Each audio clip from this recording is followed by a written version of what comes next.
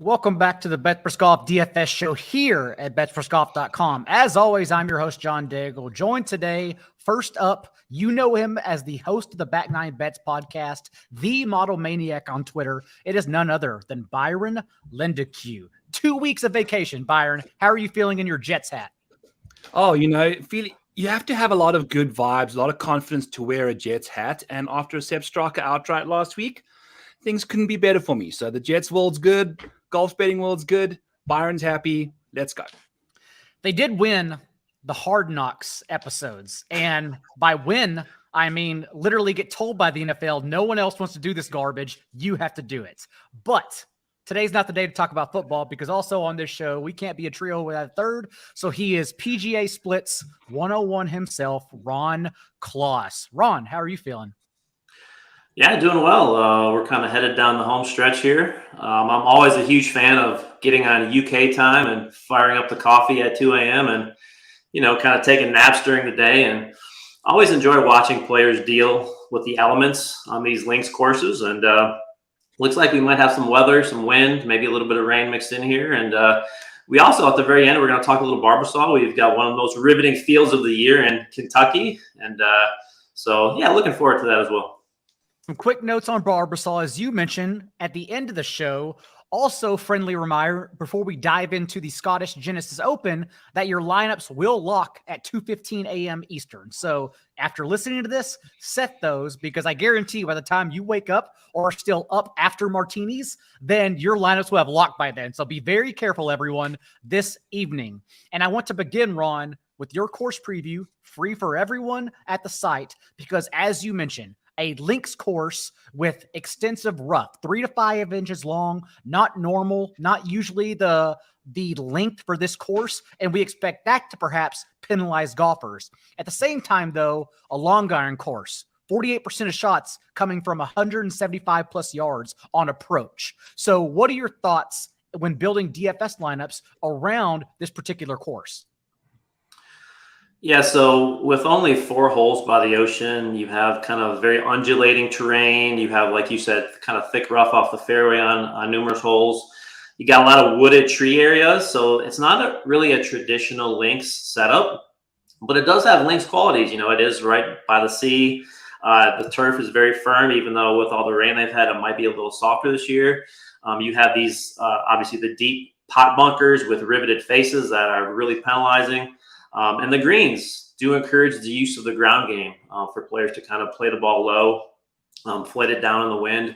So it does have a lot of links qualities. Weather is pretty much everything at this event. When the winds are calm, this is actually a very easy course. If you go back to the tournaments here in 2019 and 2021, it averaged almost 1.9 strokes under par. But when the coastal breezes kick up like they did last year, scoring can be very tricky. It played 1.73 strokes over par last year when Xander won at 7 under.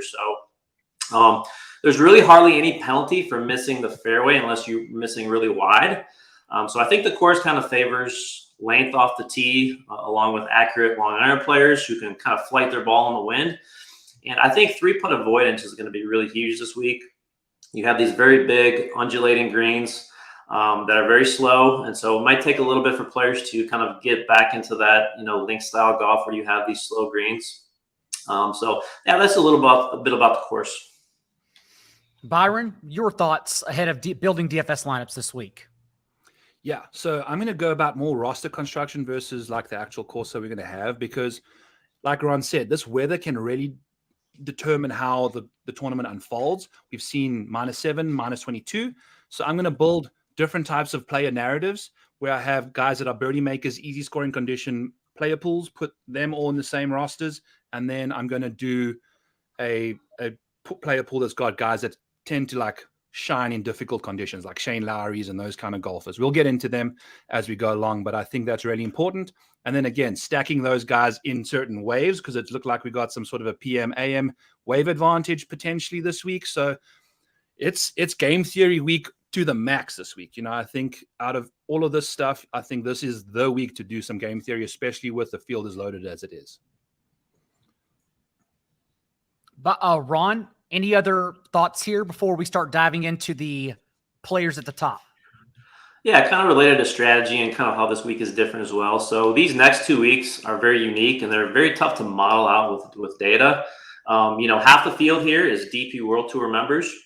So a lot of data had to input by hand this week. And I think there's a lot of reliance and almost a feel to, links history and who plays well in these conditions. And so I think there's a core group of players, and I'm probably very similar to Byron in this. I'm not going to stray too far from this core group that I feel really comfortable with on this type of course. And you also have somewhat of a conundrum this week. So, let's face it, there is a very sizable talent gap between PGA Tour players and these DP World Tour players. But on the other hand, most of these European players have way more experience on these types of courses. So you kind of have to balance out who you trust more. So, for example, I think, Keith Mitchell is a way better player than Victor Perez, but I trust Victor Perez much more in this environment. So I think those are the types of decisions you have to make for your lineup this week. And my model, which, I posted on the site, on the Discord, I think it does a pretty good job of kind of incorporating, who you can trust this week. You mentioned game theory coming into play as well. And I do want to shout out Establish the Run's Cody Main, because he talked on game theory on Twitter earlier, and he mentioned that per his projections, he's expecting just 7.3% of lineups to roster 2 players in this range we're about to talk about, the 5-figure salaried range, and 83% of lineups to use at least 2 golfers priced at $9K and above. And so that's already gets me thinking of how to build uniquely when we talk about these top 4 players in Scotty Scheffler at 11.6, Rory at 10.9, Schauffele, as you mentioned, past winner at 10.4, and Patrick Cantlay at 10.2. So, Ron, I'll let you open up with your thoughts here. Yeah, so the top of the board, kind of when I go to these top 2 players in Scheffler and Rory here, I'm kind of blah on both of them this week. With the 6K range being close to unplayable, it's almost a little bit hard to justify their price tags, especially with all the variables this week that the weather and links golf kind of bring. Both have missed cuts here on this course in their last start. Rory has even kind of mentioned his dislike for, the Renaissance Club here in the past. And so I almost see both of them using this week as a warm-up for the Open next week. I will say that I am going to play Scheffler just a little bit to just kind of cover my back, because, of course, he does have this amazing streak of 18 straight top 12 finishes. So I think it'd be smart to get a little bit of Scheffler for sure. I know both of their ownerships are, going to be probably over 20%. But if we're going down here, and again, talking about the weather draw, Schauffele and Cantlay might both be on the opposite side of that good weather draw. As far as, the PMAM looking a little better. But I think both of these guys are just kind of so similar in that, Schauffele was first in my model this week. They're both, they're paragons of consistency. When you look at Schauffele, he's not missed a cut since the 2022 Masters. He's gaining in every strokes gain category. Of course, he won last year in poor conditions. And then you go to Cantlay right below him. He's been a top 3 golfer in the world since February. He's finished in the top 15 in 17 of his last 23 starts. He hasn't played a ton of links golf, but he also finished 4th here last year. So, I really like both of these 2. I think their ownership is going to be a little bit lower than those 2 on top. And so I'll be starting, a good deal of lineups with both of these guys. Before I kick it to Byron, Ron, do you think, as you mentioned in your course preview, the greens here also slower because they're practically double the length of the average PGA course? So do you think that slow green may help Scheffler's putting or lack thereof recently? Yeah, there's different ways to look at it, because also these greens are the toughest to putt from inside 5 feet. And a lot of that, I think, has to do with the windy conditions. And so, I think this week especially, now you can look at it like, well, it's going to be tough for everyone from 5 feet. But I think when you're looking at that close, I think if you can kind of go back and even look at like the past 100 rounds and get a good baseline established, when you're looking at, a Terrell Hatton, a Tommy Fleetwood, a Fitzpatrick, those guys are just ultra consistent from that 5 to 10 foot range. and even inside 5 feet, obviously.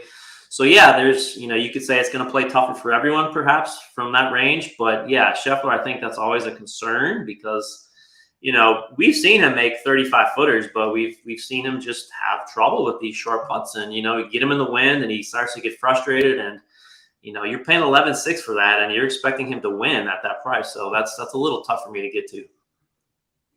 Byron, any ownership ideas, recent form that pops here with these 4 golfers? So I'm seeing Scheffler in the 20s, which I find fascinating. I just don't see people putting him in that many lineups. He's 11.6, like once you plug him in there, you dumpster diving almost immediately, right? So that is something that's really peculiar to me. I don't anticipate that continuing in that range. I'm assuming he'll come in the teens. Especially at that price. He is the only guy shown on the screen here that is in the PM/AM stack for the wave advantage there. So the other 3 10K guys are all going off in the morning, and then the PM wave on Friday, which is going to be a little bit more windy. So I like that. Getting back to what Ron was saying about the greens, I ran some slow putting, average putting metrics for Scheffler. And if you take a look at them over the last 50, last 24, last 12, he goes from being 131st on a baseline standpoint to 52nd, 48th, and then the last 12 rounds on slow greens, he's 20th. So that was all that I needed to see to pull an outright on him, and I'm going to load him up in like 75 of my 150 lineups. And I think that's the way to play Scotty this week, is just go big time on him in a multi-entry contest where you can rotate those 6K guys. I think it's going to be difficult to put him in like a single entry and try and pinpoint exactly who the 6K guys are that you're going to be using him for. So I'm curious as to like how that roster construction works for you boys. I'm curious to find out how you're going to fit all these 6K players in, and who are you going to choose? I can't wait to hear this. I'm going to go like spam. I have a handful of very bad plays to suggest later on. Me too. It's going to be all right. Good. It's going to be nasty stuff in the 6Ks. Right. Yeah, because in large field, again, when we're trying to take down like this Millie maker on DK, I'm definitely going to tinker just for uniqueness. I'm going to tinker with Scheffler and Schauffele together and then go from there. But again, we will get to the dumpster diving plays later for everyone so they can join us in that abysmal quest. Let's get to the 9Ks, starting with Matthew Fitzpatrick at 9.8, Victor Hovland 9.7, Tyrrell Hatton, as Ron already mentioned, 9.6, Ricky Fowler 9.5, Tommy Fleetwood 9.4, Jordan Spieth 9.3, Shane Lowry 9.1, and of course Wyndham Clark at a flat 9K. Tons of players here that could also just be deemed as outright bets given their recent play. Byron, I will allow you to begin. Yeah, and speaking of outright bets, speaking of guys that the BetSpurt squad have, I know I saw Andy and Noonan talking about Wyndham Clark at 55 when that opened. Yep. I was on him with that number 2 at 9,000 in one of the lowest owned guys in this range. He finished 16th here last year. So this is the US Open champion that we are talking about here, friends. And he's $9,000 flat. He's got Nuke City off the tee. His iron play is amazing, and he's got a really good short game. So all of that is just so delightful to see at $9,000. So I'll be putting him in a lot of my Scotty lineups too, because he gives you really lots of upside at a very affordable price tag. Then obviously you start getting a little bit more chalky with Tyrrell and Tommy. Tyrrell particularly being in that nice wave advantage there, with Tommy kind of in the other one. But both of them just seem like they are just so incredibly prone to do something magical this weekend. I think they're getting off the US soil back to Euro soil. They're going to win that PGA Tour event, not in America. It's going to be one of those classic examples of those kind of situations. Hopefully not. Scotty's going to win. But if not, that could be the case. So some interesting characters in this range for sure. Ron, what about you? Mute, Ron. Mute. My bad, guys. My bad. Yeah, what I was saying is there's a pretty good core for me in this 9K range that I love. And these are 3 European guys, 3 guys who grew up playing in these conditions. And yes, they're going to be highly owned. So I'm going to have to figure out a way to get different kind of on the bottom. But I'll start with Fitzpatrick.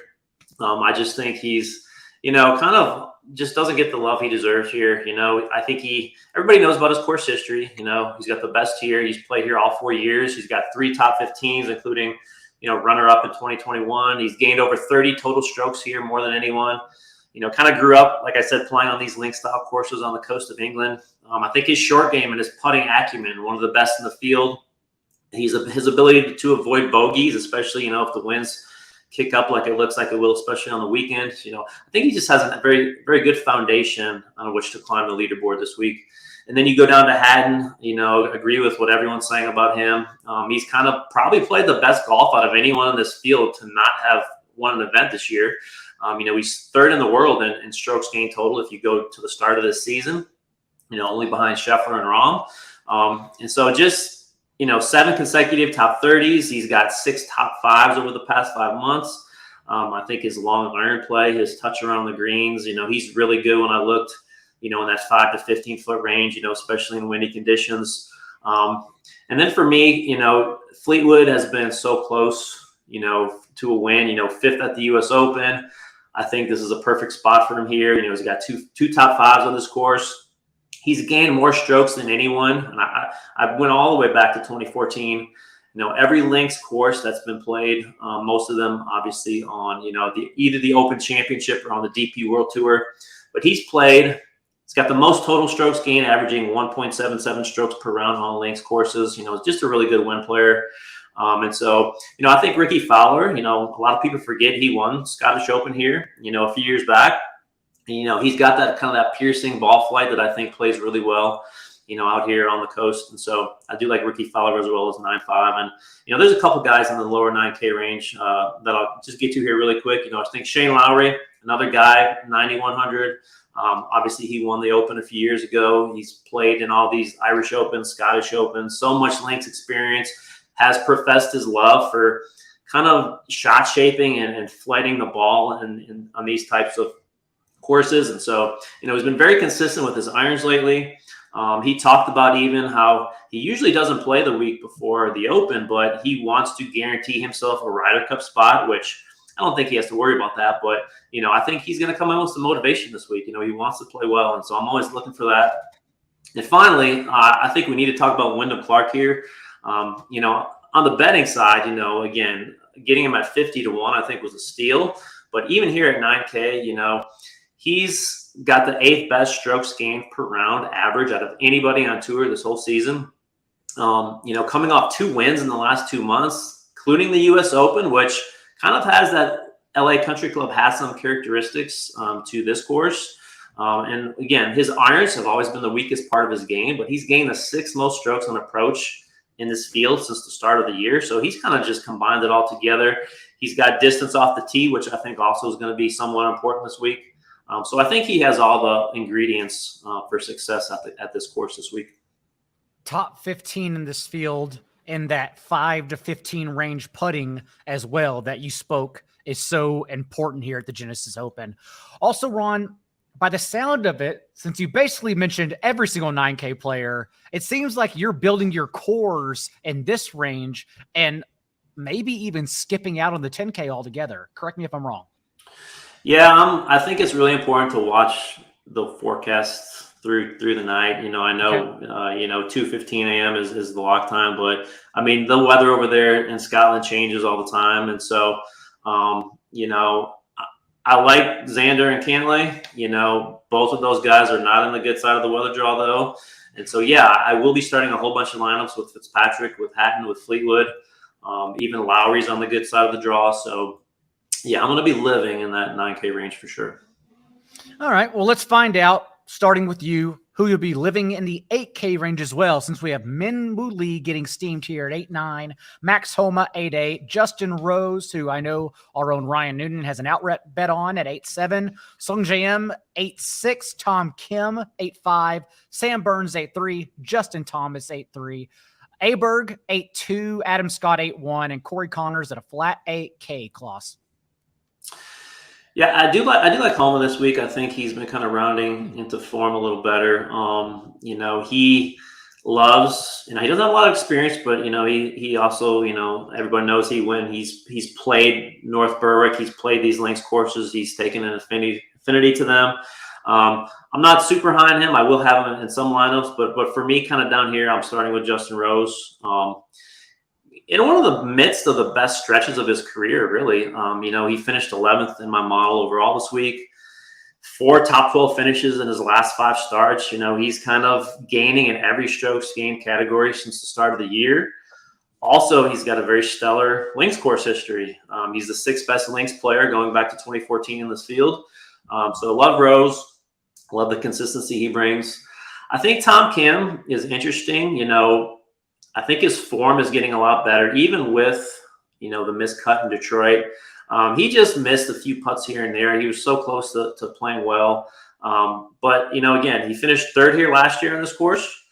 Hadn't really had much links experience. So I think this is a course where maybe you don't need as much links experience because, again, this isn't really a true links. I think next week will be a much bigger test for that. But, again, he's U.S. Open, had a great finish, finished 8th. He's gained 13 shots on approach when you go back to the U.S. Open and the Travelers. So, again, I think he's a great leverage play. I'm looking at maybe around 6% right here. So do love Tom Kim there. And going down, I'm not going to say a lot about Justin Thomas. Okay, everybody knows his struggles. I know Byron is probably getting as far away from him again as he can. But when you dip this low, when you dip to 8,300, again, I don't know why he struggled so much around the green in Detroit. I was right there watching him, just mess up completely around the greens. But again, before that, he played very well at the Travelers. We're coming overseas. We've got a change of scenery. Everybody knows how good he is in the wind. He typically does have very good skills around the greens. You don't need him to finish top 10 at this price. You can get a 15th, you can get a 20th. He's had a couple good, at least one good finish here in the past. So I will have some Thomas, especially if that ownership stays low. And then I'll wrap this up. And the AK for me is Adam Scott. I think you're looking at a very safe play. He's been a safe play all year. He's actually shown a little bit of upside. He's got 4 top 20s in his last 6. Another guy that I'm looking for with this excellent links course history, very strong in the wind. And his weakness, when you go back the last 5 years, has always been putting. And when I look this year, he's the 36th best putter on tour. And looking at not just his field, but overall on tour. So he's really raised his game. And so I think he's a really good, kind of safe, make the cut, consistent type player there for you. Byron, respond to Justin Thomas and whatever else you'd like to touch on in the 8K range. Yeah. So Justin Thomas is going to be the guy that I put in the yacht, with the sails. When the wind blows, he's going to be in that player pool, in that boat. All the difficult conditions, Justin Thomas is going to be in there. I agree with Ron. Like, this price is ridiculous now. And I don't think he's going to shine if it's easy. I don't see him ripping out millions of birdies. I don't see him, just striping it like crazy. Give him an interesting situation where he has to rely on his talent that is just inside of him that he's not necessarily producing right now. In windy conditions, he tends to just shine. So he'll be in my difficult player pool for sure. Sam Burns will be in my easy player pool.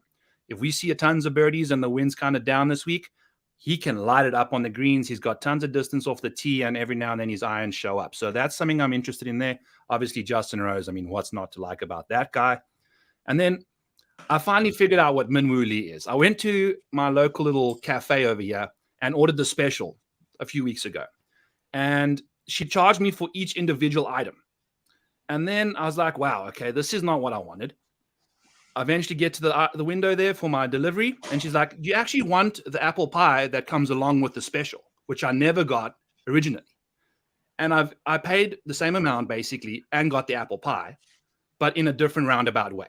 And this is what Minwoo Lee is. You order what you want, and then you get a totally different outcome because the approach play is just disastrous. Like, he's one of the worst iron players in this field, which has also got a whole bunch of DP World Tour guys in it. So I'm really curious to see how he does. He's won at this tournament before.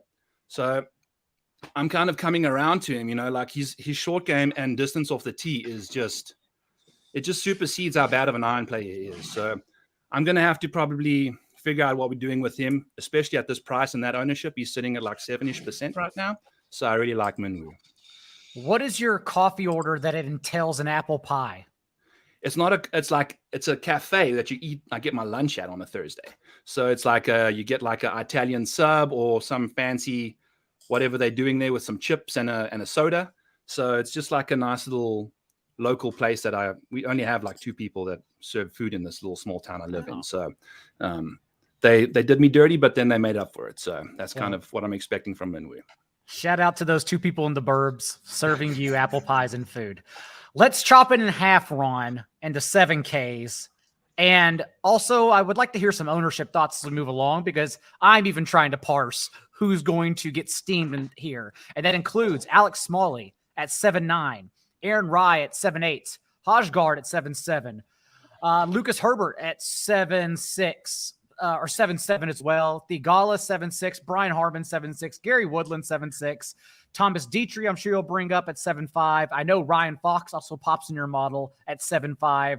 Seamus Power and Doug Gim. Let's cut it off right there and start with that bunch. Yeah, so I think Alex Smalley is very interesting this week. I think he gives a lot of upside at that price. I think his ownership is getting a little higher than I would like, just because he has proven to be very inconsistent in the past. But again, I watched him in Detroit, watched him in his Tuesday practice round, and I've never seen a stripe show like that. Like, he has literally been on fire with his irons. He's a really good player in the wind. He's had a lot of success on coastal courses. He finished 10th at this course last year. So again, that just shows you, again, this is not a true links. You don't need a ton of experience, I don't think, to play here at this course this week. I will have some of him, but I like to drop down a little bit here to Aaron Rye. Won here 3 years ago at this course. When you look at his tee to green numbers, he's a top 10 player in the world over the past 6 months if you take out the putting. And the good news is he's actually gained putting in 3 straight events, which he hasn't done in over a year. Again, he was 3rd in Canada. He finished 9th in Detroit. He kind of thrives on these tough courses and the elements. Again, he played on the DP World Tour for a number of years before, transitioning over to the PGA. So I think you got to really lean on that past history. I think Lucas Hebert is really interesting at 7,700. When you look at his strokes gained data, it's, other than the putting and maybe around the green play, just ball striking is just horrendous.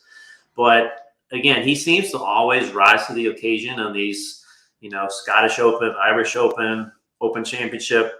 He's got 2 top 5s here in the past 3 years. The course that he won on the PGA, I can't remember if it was Bermuda or where it was, but again, coastal, windy course. So really like him this week. And yeah, let's get to Ryan Fox here, because I don't see how you don't play him this week. I don't know what Byron sees his ownership at. I'm seeing right between 7 to 10%, which I find shockingly low. He is one, and I know other people haven't dug into links course history, but he's one of the best players on these types of courses, gaining almost 3/4 of a stroke per round, including his most recent win when he won the Alfred Dunhill Links Championship last year.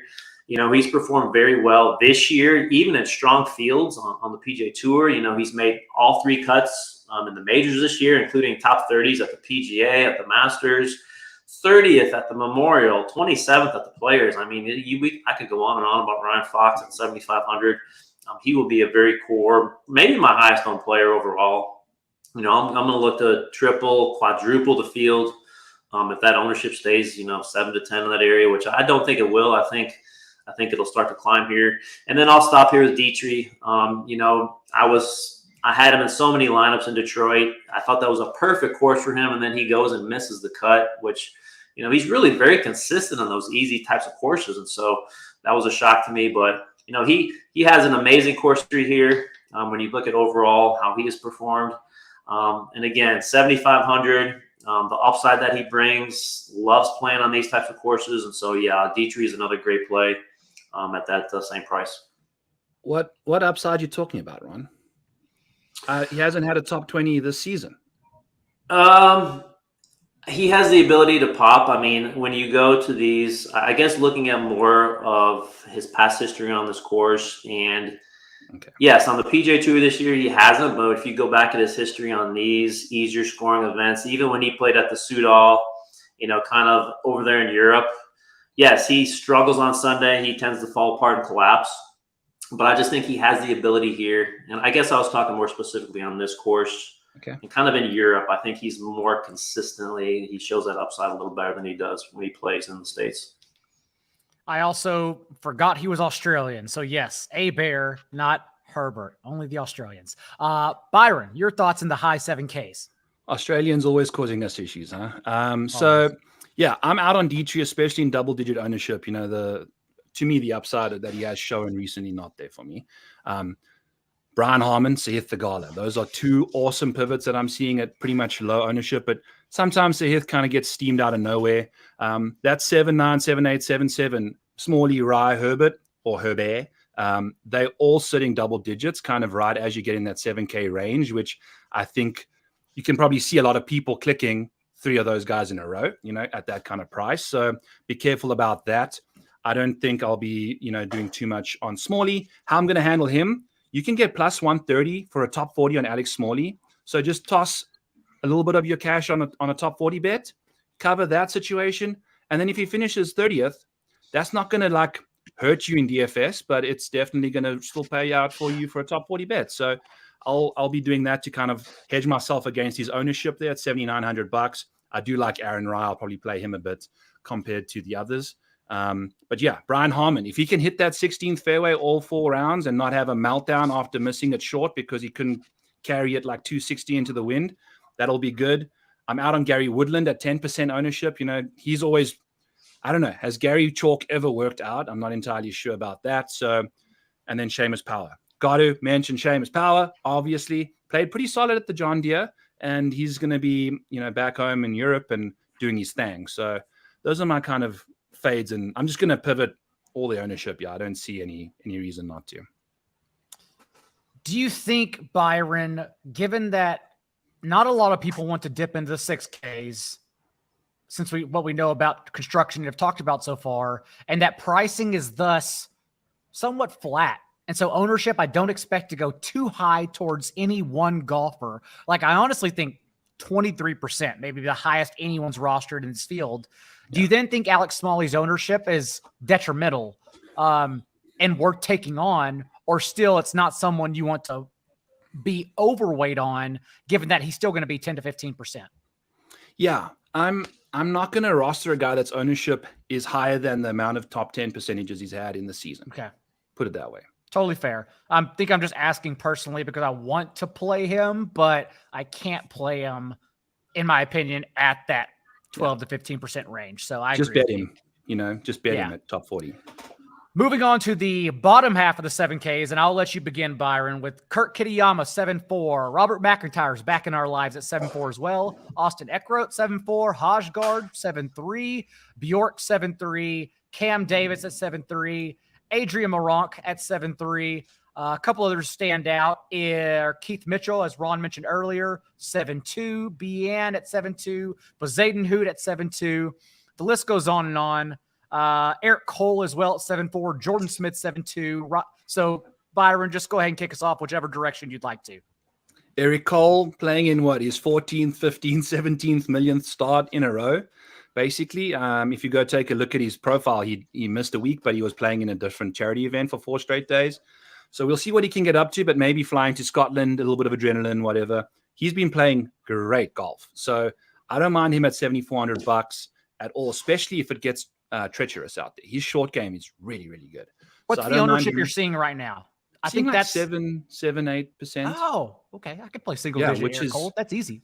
Yeah, because he's sitting right there by Dietrich, which is kind of sucking all of that. I guess I just assumed, given his, as you mentioned, his performance the last 2 months, even last week, I just kind of expected him to check in a lot higher and for everyone to notice that 7-4 price really doesn't do him any justice at all. But if no one's catching on, let's go. I think they're scared of that burnout that he might be experiencing. We saw some lackluster weekend performance from him over the weekend at the John Deere. We can build some lineups with Eric Cole and Ryan Fox. That gets nasty in a hurry. I like that a lot. Okay. Yeah, baby. So let's do that. Throw some Kurt Kitayama in there. Bomber, he played well in Europe. The guy's a world traveler. I think he's played on the most PGA tours across the world out of everybody on the planet Earth. So he's someone I'm interested in. Alex Noren seems like he's kind of found some recent form lately. Don't mind him at all. Keith Mitchell, talk about an elite driver of a golf ball who can really get it, putt the ball, get the putter rolling. Don't mind him. Nick Taylor, as always, at $7,100. He grades out inside the top 20 for me. He's going to be a guy I put in my easy side of my player pool. Someone I put in my difficult side is Padraig Harrington. And I really like him this week because he's made, I think in his 5 starts on the PGA Tour, he's made all 5 starts. They've been in majors, 2 of them as well. So he gets back to Europe. Harrington is a savant around the greens, and he's $7,100 barely owned. I'm kind of really digging what he can get up to this week. Ron, I don't know anything about Jordan Smith. I feel like we don't get to roster him often, but I do know my model is telling me he has distance. He's an amazing top 30 in this field, ball striker with long irons, and he's top 5 in this field and 10 to 15-foot putts. And so if I'm not supposed to play him, please talk me off of it. No, I'll start there. He's made 4 cuts in a row on the DP World Tour. He's inside the top 100 in the world rankings. He just tied for 6th at the Porsche European Open. He finished 20th at the U.S. Open. So he's another guy really good on links courses, top 15 in the world, going back a ways. He's got a lot of experience. He's played here at the Renaissance Open all 4 years, made the cut every year, finished top 25 last year. So I think he's a guy who's kind of shown he can play in these stronger field events where you have these PGA Tour players mixed in, kind of as evidenced by his, finish at LA Country Club. So I really like him. I think he's a great value. I think a lot of people really don't know about him. And so 7,200, yep, sign me up. I'm going to go a little bit higher here also to 2 players who I really love, who I'm seeing 6-7% ownership. And so Kurt Kitayama, 7,400. He's always been real comfortable on these coastal links type tracks that have slower greens. He's a guy who kind of similar to Aaron Rai, who played on the DP World Tour for a number of years. And so he's got a lot of experience here, kind of in the UK, playing on these courses. Again, he won at Bay Hill, kind of in windy conditions. So I like Kitayama this week. I know his form has not been good, but again, I think just kind of a move overseas here will really help him. Really love Bobby McIntyre, 7,400. Perhaps my favorite play, kind of below 7.75. Playing on home soil, kind of rounding into really strong form again after a stretch of really poor play. He should have won last week, and I know a lot of people didn't see this at Himmerland. And in his words, he's kind of interviewed this week, and he says this is the best he's played in a long time. He said he has full control of all his shots again. He feels really comfortable. And again, playing in his home country's Open, I think he's going to have a really high motivation to perform this week. Here's another guy, Alexander Bjork. A lot of people never heard that name before who kind of played, consistently here, but 7,300. Yes, his ownership is kind of getting to that 10% mark because I think people are kind of just hearing the name and they're hearing how much love he's getting. But when you dig into his numbers, 6 top 10s in his last 7 DP events. From fairway to green, he's probably the best player on the DP World Tour. He kind of struggles off the tee. Don't think that's as much of a factor this week because you do have kind of a little bit of forgiveness with the fairways here. Another guy, I know I keep saying this, but excellent links history, amazingly good short game. He's made the cut here all 4 years. I think he's a really real steal at that price. Dropping down, Alex Noren has really showed some signs of life lately, 7,200. He's actually gained strokes in 4 straight events after struggling for a long period. Finished 9th in Detroit, gained 5 strokes on approach. He's another guy when you go back into his European Tour history, 7th best in the world on links courses. So he's another guy I really like. And, there's a couple others down here. I agree with Byron on Patty Harrington. People kind of think, oh, he's on the, he plays on the old man tour. How can we play him here? But he's literally made every single cut in every event he's played in. Like, he's kept up with the PGA players. He's outperformed them many times in some of these majors. So I love him. And I love Victor Perez. He's the last guy I'll talk about down here. He actually moved. He's French, but he actually moved to the Scottish coast because he loves playing links courses so much. He won the 2019 Alfred Dunhill Links. He won this year in Abu Dhabi, 12th at the PGA Championship. So, again, he's a guy who, kind of similar to Jordan Smith, is kind of become more acclimated to playing in these stronger fields with PGA players. Has made the cut here each year. And so he's another guy I like down in this range. Okay, Byron. Ron is leaving it to us to bring it home with some values if we're trying to get cute at the top. So I've got a couple guys. You can come back to me at the end. Okay, well, Byron, go ahead. Go ahead and get started. All right. So let's go, gentlemen. We're going to start off at the top of the range here. And we're going to talk about CT Pan, Billy Horschel, Kevin Yu, and Taylor Montgomery. Okay. I think CT Pan, he's been showing some really good life. Just he's $6,900. Do what you can. He's been He's been solid. Some top 10s, some top 20s in his recent starts. Coming back, not a lot of data on him. I think lots of people might be missing him. Billy Horschel, you know, he loves going over to Europe. Isn't he like a Tottenham or some soccer team? He's a big fan there or something, or whatever. Man City, whatever. I don't know. But Billy Horschel, I think, can definitely scrape it around a golf course quite nicely. Kevin Yu. This guy is a ball striking beast, man. He's $6,800. Finished T6 at the John Deere. So that to get to that deep under par, you got to be doing something right. So he did some solid stuff there. If you want to take a gamble in easy conditions, Taylor Montgomery, don't put him in your difficult condition player pool at all. But I don't mind him to get hot on the greens, on these big greens in particular.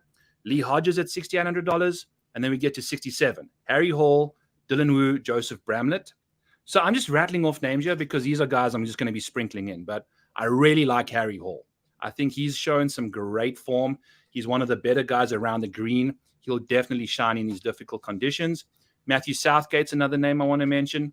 And then 6,600s, we got Ben Griffin, Sam Ryder, Michael Kim. Those are all PGA stalwarts, you know, like they can do it. Ben Griffin, Sam Ryder, Michael Kim, they all rank inside the top 60 in my model. So they're $6,600. Now, this is all, you know, there's not a lot of DP World Tour guys in here. Aaron Badley on a coastal course. He played well at Pebble. You know, he does all of these, plays well at the Bermuda, those kind of golf courses he does well at $6,400. Francesco Molinari, a prior Open champion, at $6,500. He can do some damage every now and then. Ross Fisher's playing some great golf at $6,300. And then Harrison Endicott at $6,100. Just lean on that short game and hope for the best. I think he's going to be one of my guys I really put in at 6,100, and then we go from there. So I've got a lot of 6K dudes. You know, there's some gross people, but I'm looking at Zach Blair as well, Daigle. You mentioned so many people and only touched on one player in my pool of 6K. Oh boy. And it was Kevin Yu was the one that stood out to me. So I won't touch on Kevin Yu. I will be playing him for sure. My other two options, who are also ugly, are bizarro, right? Like on one hand, I would recommend Luke List if you want the distance approach as a power hitter off the tee who absolutely cannot putt to save his life. That's one way to take this. The other way, if you're looking for a different approach altogether, is with Ben Martin, who has absolutely no distance off the tee, but is at least accurate, and he's only lost strokes on approach in 3 of his last 18 tournaments. I understand the last month and a half really haven't been great for Ben Martin, but if you scale it back and you look at his last 50 rounds, like the last 12 months, he has some T5s mixed in. So he's lost his way recently, but I almost want to take a chance on that as long as we're not as long as like the distance factor doesn't negate him entirely. So those are two other players I'm leaning on and crossing my fingers. Ron, what about you? All right. So surprisingly, I've got 4 names here who have not been mentioned yet. So let me go through these here. Well, again, these are perhaps some of the only 4 guys I'm even think about playing down here. So I will have them maybe 5-10%. So we'll take a few stands down here. But 6,900 Romain Langasque. Okay. Big hitter. Again, nobody's heard of this guy. I know there's been a little bit of chatter as the week's gone on. He's excellent on and around the greens. He's got 3 top 10s on the DP World Tour over the last 2 months. He made the cut at the U.S. Open. Finished 3rd at this course in 2019. So again, I think he might be, in my opinion, maybe the best 6K player nobody's heard of. You go down to Daniel Hillier, another guy really young, scorching hot right now in the DP World Tour. In his past 4 starts, he's got a 5th, a 3rd, and a win. So again, probably the hottest player on that tour right now. So again, we talk about this all the time, looking for upside here. 6,900. He's from the UK. Familiarity with these courses, really hot coming in. You know, I'm going to take some chances with him. I think Callum Tarrant, I know he disappointed a lot of people, including myself, you know, coming after Detroit, you know, his ball striking. I think he led the field in ball striking in Detroit. Goes to the John Deere. Of course, he misses the cut. But again, he's a guy who does not have a lot of links history, which is surprising considering, you know, he's from England. Kind of has spent most of his time playing, you know, Challenge Tour, Corn Ferry Tour. So hasn't played much over here, but I think at 6,500, I think he does have some decent form overall coming in. And last guy, 6,400, a guy who just won on the DP World Tour, Tom McKibben. Okay, definitely as low as I'm going this week. A guy who grew up down the road, kind of where the U.S. or the Open Championship is in next week at Liverpool. So a very young guy, doesn't have much experience, but again, kind of as you can get the theme here, I'm really focusing on guys who have played on these types of courses, and I think 6,400, a lot of upside. Of course, he could miss the cut by 10 shots, but again, you're looking for just a few lineups to scatter guys in. McKibben, 6,400.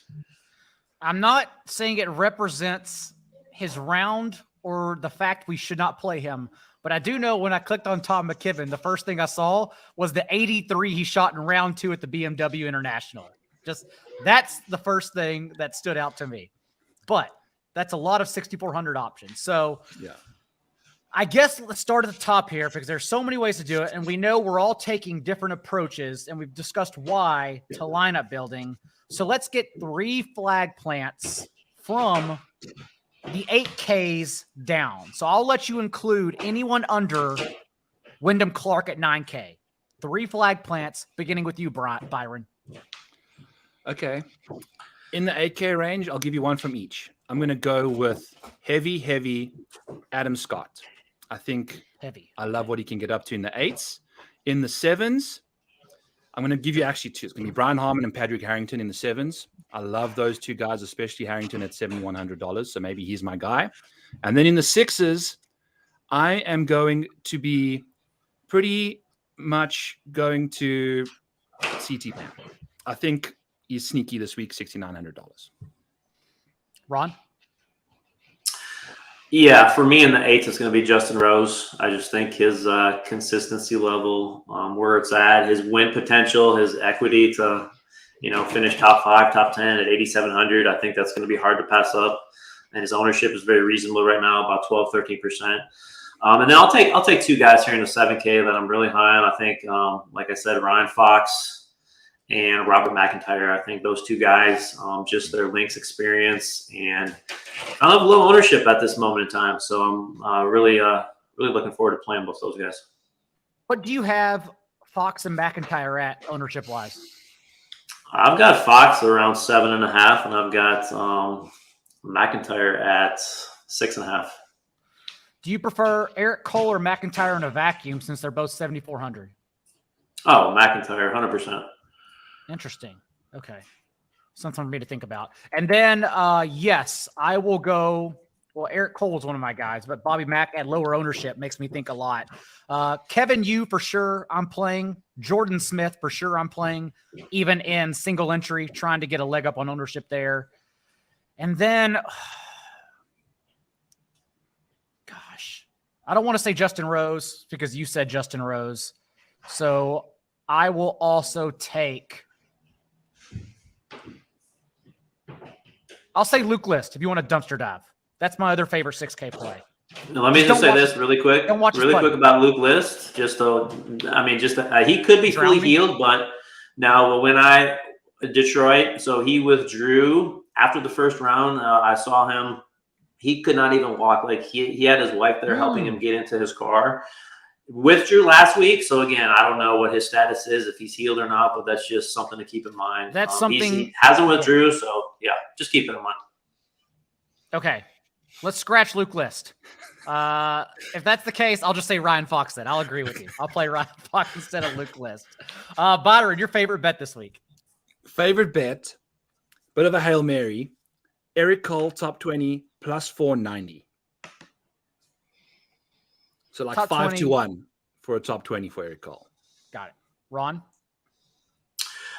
I think Alexander Bjork at plus 140 for a top 40 is an amazing number. I don't know if that's still there or not. I got that yesterday. And kind of in the same vein, I mean, if you want to look at Jordan Smith for plus 160 for the same top 40, I think those 2 guys are just very underrated right now. I don't know how I'm handling it for DFS yet. And I understand we got him at 55 and 50 to 1 on the site, but I still think Wyndham Clark outright, even at 30 or 35 to 1, are still really good odds given his form. So I'm just going to say that, knowing that I already betted at that. Byron, where can everyone else find the rest of your work this week? We're going to do some Barbasol, young man. Oh, yeah. Yeah, let's do Barbasol. All right. Ron, go ahead and start us with Barbasol, because I even messaged you last night saying, tell me what I need to know about this course. So tell everyone what they need to know about the Barbasol. Yeah, so, I mean, it's a really wide open course. We're looking at probably between the 20, 25 underscore. It's going to be a high scoring birdie fest. There are a lot of thunderstorm threats, so weather could have an impact. The course was playing firm, like firmer than usual from reports I've heard. But again, if they're getting a ton of rain, that's going to change, obviously. You got really scoreable greens.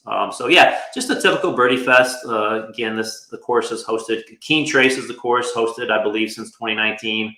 But yeah, the field is not all that great. And just looking at, just really quick, some of my guys I have maybe 10 to 15 lineups entered in. I didn't go too overboard. I do have 100% Akshay Bhatia, I think at 9,500.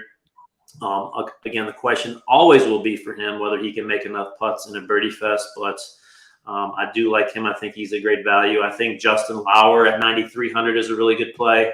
He was 8th at the Barbasol last year, had a really good finish in Detroit. I think Patton Kizzire is really a good boomer bust play at 8,800. He's a guy who could, I think, very easily could win this event, a guy who can get very hot on the greens and with his approach game. So I think he's underrated. I think Ryan Gerard might be my favorite play, 7,500. I think he's had some really good high finishes lately. I think kind of this wide open, easier field will be very beneficial to him. And I'll give you one more play I really like, Satoshi Kodaira, who is 7,100. He's had 3 good finishes here.